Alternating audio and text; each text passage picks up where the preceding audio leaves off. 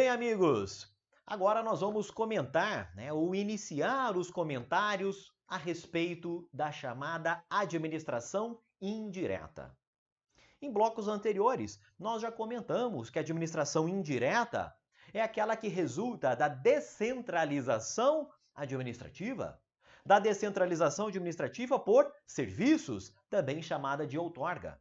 Nós já comentamos também que a entidade, que cada entidade da administração indireta possui a sua personalidade jurídica própria.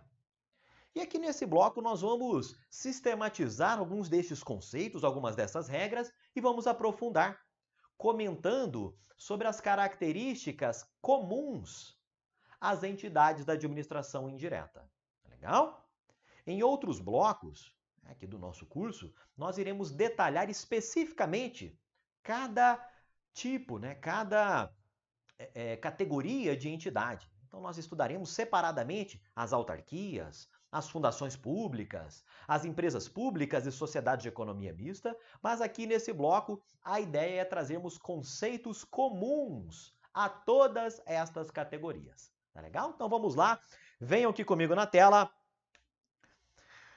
Vamos dar continuidade aqui ao estudo da administração indireta ou descentralizada. E aí, pessoal, sempre bom nós lembrarmos que aqui nós estamos diante de um conjunto de entidades, ou de pessoas administrativas. Legal? Estas pessoas administrativas ou entidades, elas são vinculadas à administração direta e a criação delas resulta dessa descentralização, não é desconcentração, é o CE aqui, do CRIA entidade, e uma descentralização por serviços. Bacana? Antes de nós avançarmos, é sempre bom a gente lembrar que, se a administração indireta, nós não estamos falando em um conjunto de órgãos. Tá legal? Conjunto de órgãos é característica da administração direta, que é entidade, é pessoa administrativa. Na relação entre administração direta e indireta, não há subordinação com a administração central.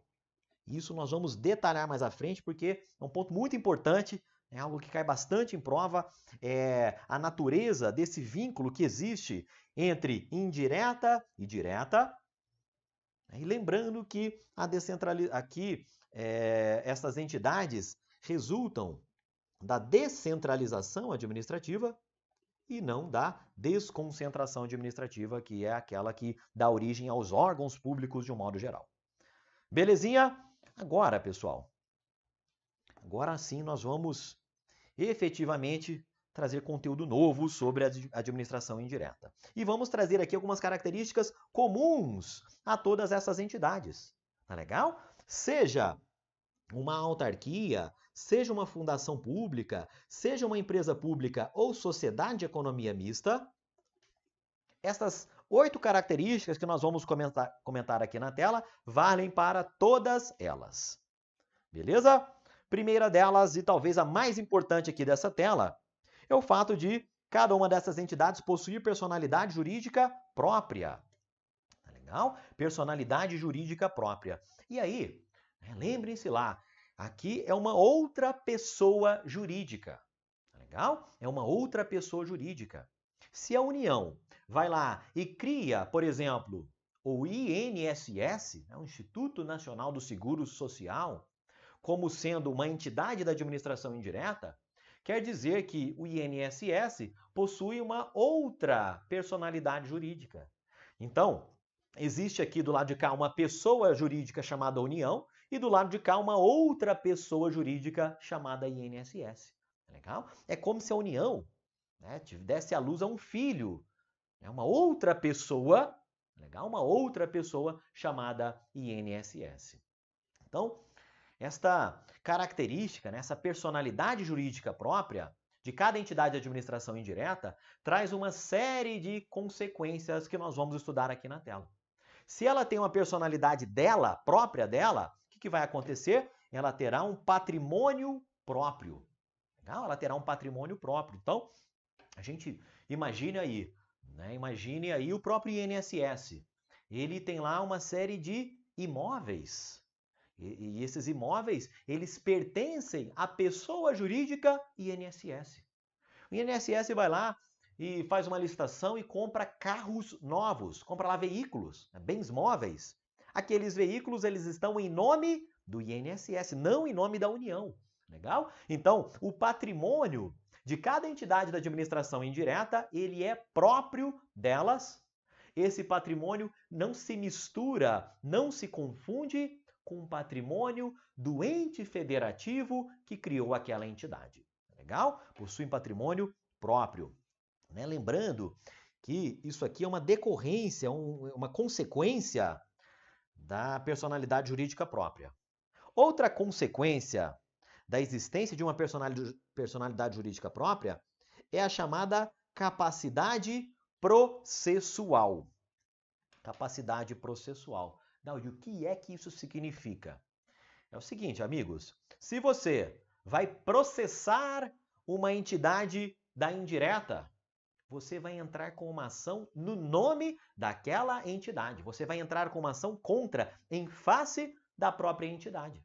Tá legal? Você não entra com uma ação, né? Existem ali alguns detalhes, algumas exceções, né? Mas você não entra com uma ação apenas contra o ente federativo. Como a entidade descentralizada possui capacidade processual, você entra contra aquela entidade. E ela também, né, imagine aí, o INSS, né, ou o DENIT, ele vai processar uma empresa. Processar uma empresa que não asfaltou legal uma rodovia lá e recebeu aqueles valores. O que vai acontecer? O DENIT ele consegue ingressar em juízo, processar alguém em nome próprio. Legal? Então é ele quem vai ingressar com a ação no nome do próprio DENIT. Né? Isso decorre também desta personalidade jurídica própria. Agora, pessoal, um assunto que cai bastante em prova e que nós vamos detalhar ele mais à frente é a necessidade de lei para a criação dessas entidades. Legal? Já comentamos lá sobre o princípio da reserva legal, que impõe que a criação de uma entidade da administração indireta se dê por meio de lei. Vejam, eu estou criando uma nova pessoa. É como se você desse à luz a um filho. E não é qualquer ato jurídico que cria ali um filho, que cria uma nova pessoa. Legal? Estas entidades, a criação delas vai exigir lei. Ora, a lei vai diretamente criar a entidade, ora, a lei apenas autoriza a criação dessa entidade. Segure aí que a gente vai detalhar isso mais à frente. Por ora, grave que é necessária uma lei, nada de decreto, nada de resolução, nada de ato administrativo. Aqui eu vou exigir lei em sentido estrito. Beleza? O que mais? A lei que vai criar ou autorizar a criação dessa entidade, ela vai dizer para que serve, para que está sendo criada aquela entidade. Então existe lá o princípio da especialidade ou princípio da especificidade, que vai dizer especificamente a razão de ser, a razão de existir daquela entidade descentralizada. Legal? Então, a União decide lá, por exemplo, criar uma agência reguladora para cuidar ali de questões regulatórias da aviação civil. Então, a lei que criou a ANAC, Agência Nacional de Aviação Civil, vai dizer o propósito de existência da ANAC. Seguindo aí o princípio da especialidade, eu vou criar uma pessoa jurídica para cuidar especificamente daquele tema, daquele assunto. Regulação da aviação civil. Legal? Então, se você deseja aí abrir uma empresa aérea, né? Deseja fazer ali serviço de táxi aéreo, começar aí a navegar aí pelos ares do Brasil, você vai ter que bater lá na portinha da ANAC, né? E se submeter às exigências da agência reguladora, porque existiu uma lei, né, dando a ela um propósito de sua existência. Princípio da especialidade ou especificidade. O que mais, pessoal? Importante nós lembrarmos que se é necessário uma lei para criar ou autorizar a criação dessa entidade, amigos, esta entidade ela não pode se extinguir por vontade própria. Legal? Então, imagine só, a lei criou a ANAC, um belo dia, a diretoria colegiada, né, o conselho de diretores lá da ANAC, senta e delibera, olha, a partir de amanhã a gente vai fechar as portas. A gente chegou à conclusão, os diretores lá da ANAC chegaram à conclusão que não precisam mais de uma agência reguladora da aviação civil. Isto é inconcebível. É legal? Se eu vou exigir lei para criar, é necessária também uma autorização ou uma lei para extinguir aquela entidade. Então, elas não se extinguem por vontade própria, não se extinguem por deliberação da própria entidade. Legal? O que mais? Estas entidades da administração indireta, elas possuem ali uma autonomia administrativa, uma autonomia operacional, financeira. Tá legal? Então, a gente fala em autoadministração. Elas têm ali uma certa liberdade para gerir os seus recursos. Então vem lá os seus recursos, né, de pessoal. Ela tem lá os seus servidores, ela tem certa liberdade para alocar os servidores ali onde ela bem entender. Né? Ela tem certa liberdade para fazer suas licitações, para contratar ali da maneira que ela entende que deve aplicar os seus recursos. Legal? Então ela goza de uma autonomia para se auto-administrar, para gerir os recursos que são confiados a ela.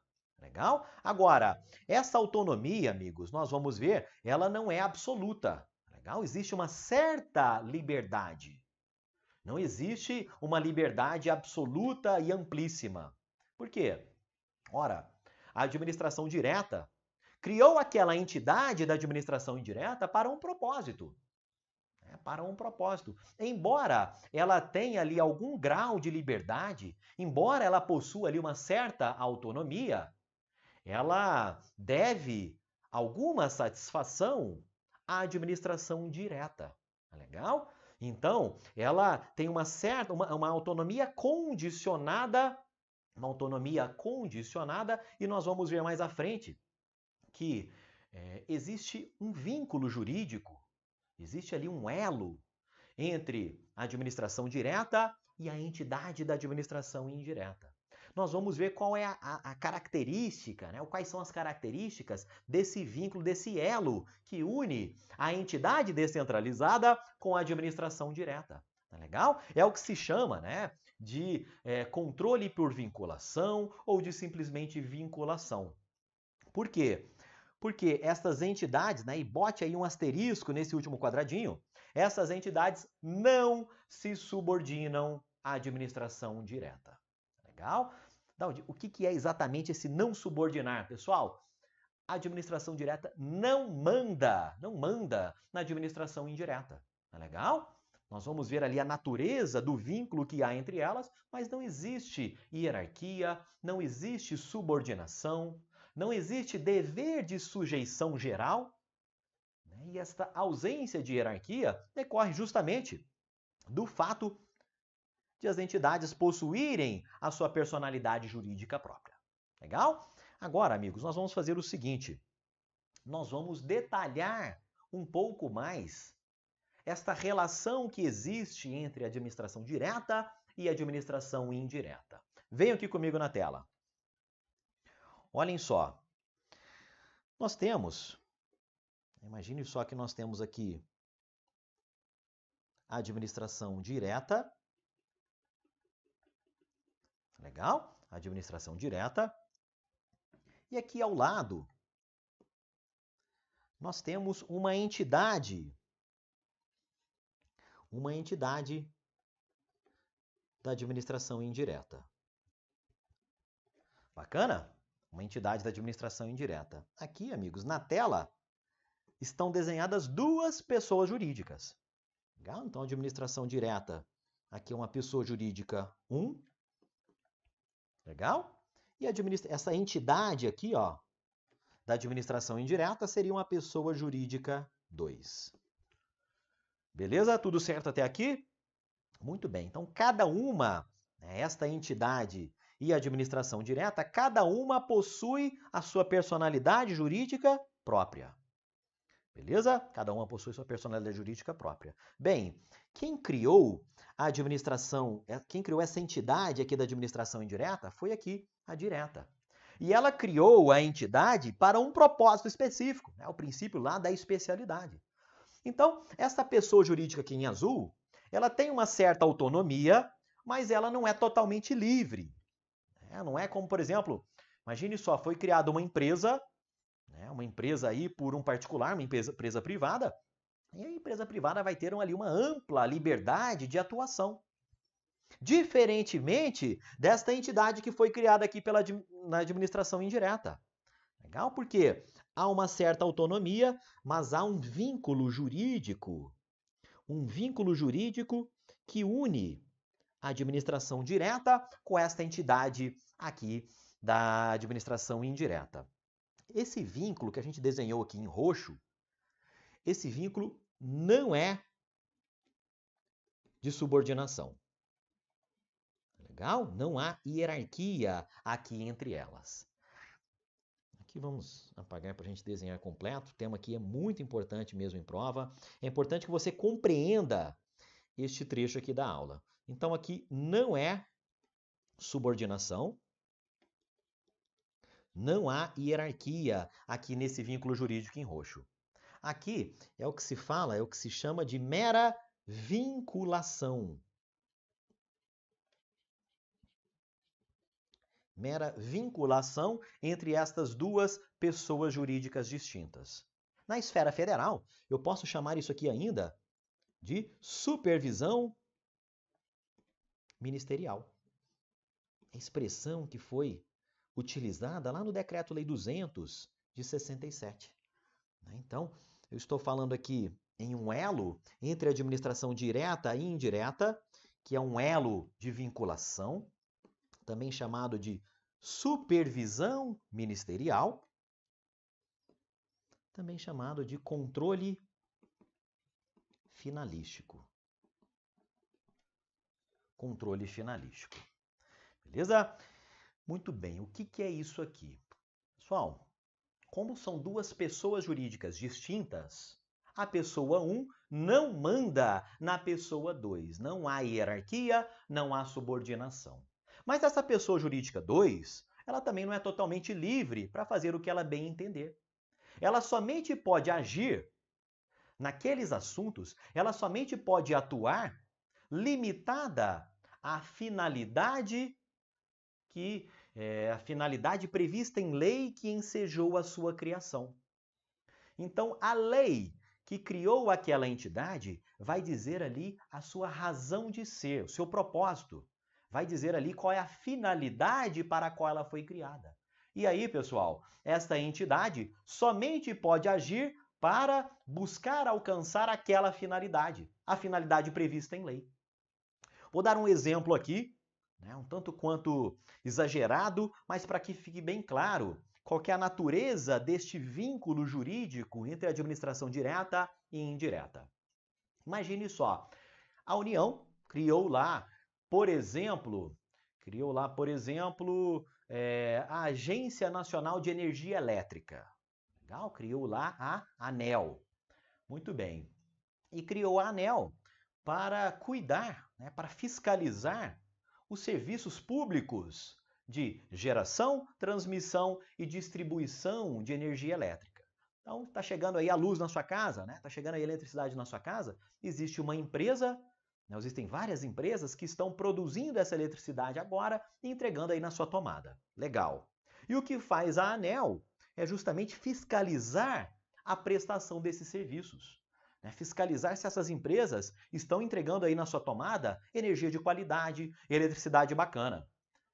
Isso tudo faz a ANEEL porque a lei que a criou estabeleceu, deu a ela esta finalidade específica: regulação, fiscalização desses serviços públicos relacionados à energia elétrica. Muito bem. Imagine que em determinada data, os diretores lá da ANEEL, agência reguladora, eles falam, olha, eles se reúnem lá, falam, olha, esse negócio de energia elétrica, isso aí é passado. Isso aí é passado. Agora, pessoal, o futuro é a internet. Então, o exemplo é esdrúxulo, mas para que fique bem claro. Então, a partir de determinado momento, eles aprovam lá uma resolução dizendo que a partir daquela data a ANEEL não vai mais cuidar de fiscalizar ali o mercado de energia elétrica. A partir daquele momento, ela vai fornecer serviços de internet. Ela vai começar a comprar equipamento e mandar serviço aí, mandar internet pelo rádio aí para todo mundo. O que aconteceu? A partir desse momento, a ANEEL, aquela entidade que havia sido criada para uma finalidade específica, ela está se desviando da finalidade que ensejou a sua criação. E aí é naquele momento que a administração direta vai exercer um controle, a administração direta vai intervir na administração indireta para dizer, olha, você está se desviando da finalidade que ensejou a sua criação. E aí nós teremos, sim, um exemplo aqui de controle finalístico. A finalidade para a qual foi criada a ANEEL está sendo desvirtuada. Tá legal? Eu não estou falando ali em um controle operacional, um controle para dizer, olha, você fez aqui uma fiscalização com 10 servidores e você devia ter feito essa fiscalização com apenas 4 servidores. Esse controle que a direta exerce na indireta não é esse controle operacional, esse controle ali do varejo, vamos dizer assim. Legal? Aqui é um controle relacionado à finalidade de atuação. Legal? Então, eu vou chamar isso aqui de controle por vinculação, controle finalístico ou supervisão ministerial. E tem um outro nome que pode aparecer na sua prova, que é a chamada tutela. A administração direta exerce tutela, exerce controle sobre a administração indireta. E muito cuidado para a gente não confundir aqui, ó, essa tutela que a direta exerce sobre a indireta com a chamada autotutela. Legal? Cuidado para a gente não confundir aqui a tutela com a autotutela. Esse auto aqui, ó, no início da palavra faz toda a diferença. A autotutela é a administração pública revendo, revisitando os atos que ela pratica, podendo revogar os que forem inconvenientes ou inoportunos ou anular aqueles que padecem de vícios. Isso é autotutela. Agora, quando a gente tira o auto e fica só com a tutela, aí nós estamos falando especificamente nesse controle finalístico que a administração direta exerce sobre a indireta. Belezinha até aqui? Pessoal, agora nós vamos aprofundar um pouco mais para tratar aqui com vocês sobre o chamado recurso hierárquico impróprio. Daudi, não sei o que é isso, mas já sei aí que apareceu hierarquia e eu sei que não existe hierarquia entre direta e indireta, é isso aí. Agora, pessoal, vem aqui na tela e nós vamos explicar o recurso hierárquico impróprio por meio de um exemplo. É um tema que pode aparecer na sua prova, a gente tem que ficar ligado aqui também na videoaula. Recurso hierárquico, e não é qualquer recurso hierárquico, nós falaremos aqui especificamente do recurso hierárquico impróprio. Então imaginem o seguinte, pessoal. Imagine só, naquele nosso exemplo, vamos supor, no exemplo da própria agência reguladora, da ANEEL. Então eu tenho aqui a administração direta da União. Legal? E do lado de cá, vou me socorrer novamente da ANEEL, que é a Agência Nacional de Energia Elétrica. Muito bem. Lá dentro da ANEEL, imagine que aqui em azul são os contornos dessa pessoa jurídica. A gente já sabe que entre elas existe ali um vínculo jurídico, que não é de subordinação, é uma mera vinculação, controle finalístico. Imagine só que lá na ANEEL nós temos uma estrutura. Para facilitar, nós vamos fazer o seguinte, olha, eu tenho aqui o dirigente máximo da ANEEL, vamos chamar aqui de presidente. Beleza? Presidente dessa entidade descentralizada. Eu tenho logo aqui abaixo o supervisor, vamos chamar assim de supervisor geral. Supervisor geral. Nossa bolinha azul ficou pequena, mas vamos lá. Logo aqui abaixo, para simplificar, eu já vou colocar aqui a equipe de fiscalização. Tá legal? Vamos colocar aqui fiscais. Beleza? Isso tudo é a organização interna desta pessoa jurídica chamada ANEEL. Imagine o seguinte, pessoal. Imagine que esses fiscais foram lá, chegaram para uma empresa que distribui energia elétrica, legal, aí da sua cidade, e aplicaram uma multa naquela empresa. Lavraram lá um auto de infração de 10 milhões de reais naquela empresa. Muito bem. O empresário, vamos supor que aquele empresário não concorda com aquela multa que está sendo imposta. E ele vai e apresenta, ele interpõe um recurso. E não é um recurso na via judicial, é um recurso administrativo.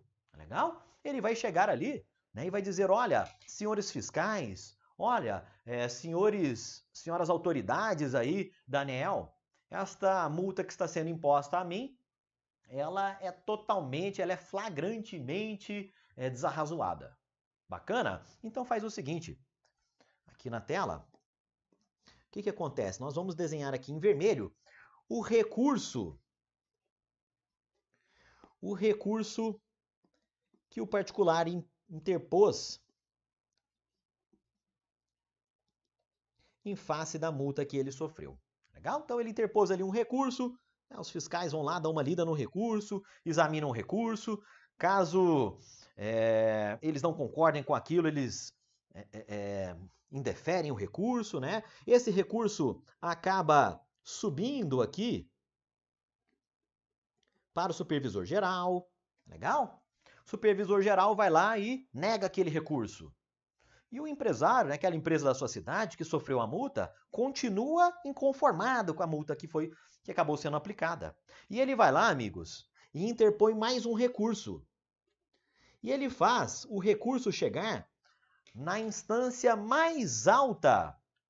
Ele faz o recurso dele chegar, após várias interposições de recurso, ele, seguindo clara a legislação, a limitação de instâncias administrativas, ele faz aquele recurso chegar na mais alta instância dentro daquela entidade. Legal? E o que acontece? Dentro da entidade, né, entre os fiscais, o supervisor geral, o diretor, ali existe, sim, hierarquia. Estou falando de uma organização interna dentro daquela pessoa jurídica. Então, esse recurso aqui, que foi interposto, né, ele está tramitando, caminhando aqui, ó, nessa estrutura preta, que é a estrutura hierárquica da ANEEL. Legal? Então, até agora, pessoal, eu estou falando, né, aqui em vermelho, do chamado recurso hierárquico próprio, que é o recurso comum. Legal? Até agora eu estou falando aqui do recurso hierárquico próprio. Por que ele é recurso hierárquico próprio? Porque ele está tramitando, ele está subindo ali na estrutura hierárquica, na hierarquia, né, dentro daquela organização. Agora, nesse nosso exemplo, o recurso foi negado em todas as instâncias. A última instância dentro da entidade negou aquele recurso. Então, dentro dessa via hierárquica, não cabe mais nenhum recurso, né, para socorrer lá aquele particular. E aquela empresa continua resignada, continua inconformada com a multa que ela levou. E ela faz o seguinte, ela tem uma grande ideia. Ela fala, olha, eu sei que aqui eu estou diante de uma pessoa jurídica, né, estou diante aqui de uma entidade descentralizada, e eu sei que existe aqui essa linha em roxo, que une a entidade descentralizada lá com a administração direta. De algum modo, amigos, a ANEEL, aqui no nosso exemplo, ela está vinculada aqui ao Ministério de Minas e Energia. Legal? Dentro aqui dessa pessoa jurídica União, existem várias caixinhas, várias subdivisões internas. Existe lá o Ministério da Economia, existe lá o Ministério da Justiça e da Segurança Pública e por aí vai. E uma dessas caixinhas é o Ministério de Minas e Energia, que exerce a supervisão sobre a ANEEL. Legal? E aquela empresa tem uma grande ideia. Olha, eu cheguei aqui nesse último recurso na via administrativa, né, na via administrativa dentro da ANEEL, mas eu quero jogar esse recurso para fora. Eu quero jogar esse recurso para fora da ANEEL. Eu quero fazer com que o ministro de Estado, aprecie o meu caso. Legal? E é aí que nós temos justamente o chamado recurso hierárquico impróprio. Impróprio por quê? Ele está sendo interposto não em virtude da relação hierárquica, né, já que não há hierarquia neste vínculo entre indireta e direta, tá legal? Mas em algumas situações, a lei prevê a existência desse recurso. Eu vou extrapolar a esfera daquela pessoa jurídica e vou enviar aquele caso, vou enviar aquele recurso para uma outra pessoa jurídica examinar. Eu vou submeter aquele caso à própria administração direta. Tá legal? Então, quando o recurso sai da esfera daquela pessoa jurídica e vai ser apreciado pela própria administração direta, como não há hierarquia aqui nesse vínculo roxo, aqui, amigos, nós estaremos diante do recurso, aqui sim, hierárquico impróprio. Legal? Porque esse nome, né, recurso hierárquico, é impróprio para esta situação aqui. Legal? E muita gente pode perguntar, né, Daudi, sempre existe esse tal de recurso hierárquico impróprio? E a resposta, amigos, é não. Legal? O recurso hierárquico impróprio, ele só existe quando houver expressa previsão legal. Legal? Então eu só falo aqui em recurso hierárquico impróprio quando houver expressa